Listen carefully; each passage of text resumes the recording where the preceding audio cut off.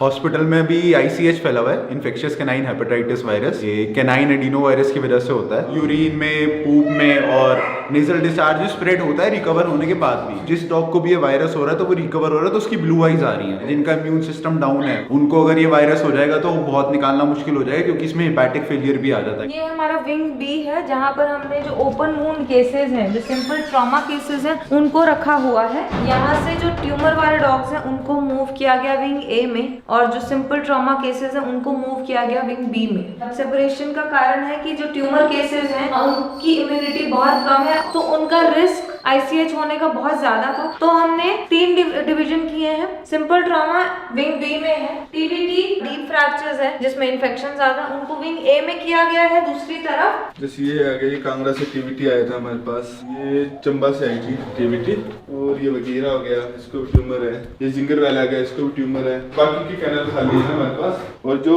जिनको हो चुका है ICH ना, तो उनको हमने आइसोलेशन में शिफ्ट कर दिया ना। ये ब्लीच रखी है। अगर आप अंदर जा रहे, जैसे इन्फेक्शन वगैरह आपके पाँव में टच हो रहा है, तो आप बाहर आओगे तो ब्लीच से तो करके आना। और यहाँ पे हमने जिनको हो चुका है ना ICH, जिनकी आइज ब्लू हो चुकी हैं, तो वो डॉग है। इन 3 डॉग को हमने यहाँ पे शिफ्ट कर दिया और इनका ट्रीटमेंट यहीं पे कर रहे हैं हम ना। इस वायरस के चलते हमने ना टीमें अलग अलग कर दी हैं। जो ICH वाले डॉग हैं उनको काउशर वाली जो टीम है, तो इन 3-4 डॉग का ट्रीटमेंट करके फिर वो लार्ज एनिमल कर लेती है। जो डॉग वाली टीम है वो हमारी डॉग कंटिन्यू कर रही है दूसरी साइड ना। बर्तन अगर खाना है वो यहीं पे हम रख रहे हैं। जो पर्सन अंदर काम कर रहा है वो यहाँ से ही कपड़े और सब कुछ उठा के अंदर जिसको भी जरूरत है उसको प्रोवाइड कर रहा है। और ये जो प्ले एरिया है, प्ले एरिया को बंद कर दिया गया है ना, क्योंकि यूरिन और पूप ही सबसे ज्यादा बड़ा फैक्टर है उनके स्प्रेड होने का। उसी से वो सबसे जल्दी फैल रहे हैं। स्पे कैनल हमने पूरी तरीके से खाली कर दिए। हमने पहले ही सर्जरी बंद कर दी थी जब हमें एक एनिमल का पता चला था। जब तक यहाँ पर थोड़ा रिलीफ नहीं क्रिएट कर पाते हैं एनिमल्स के लिए, तब तक हम स्पे सर्जरी वो दोबारा स्टार्ट नहीं करेंगे। जो पपीज अफेक्टेड नहीं है उनको कैट रूम में शिफ्ट कर दिया गया, क्योंकि कैट्स को ये प्रॉब्लम नहीं होती है। अभी तो सारे धूप सेक रहे हैं बाहर। 2 कल पपीज आए थे जिनको धनोटू में रिलोकेट किया गया था। जो इन्फॉर्मर थे उनके पास भी कोई रास्ता नहीं था, तो उन पपीज को हमें सारा रिस्क बता के यहाँ पर शिफ्ट करना ही पड़ा। वो हमने कैट रूम में शिफ्ट किया है कैट्स के साथ ना।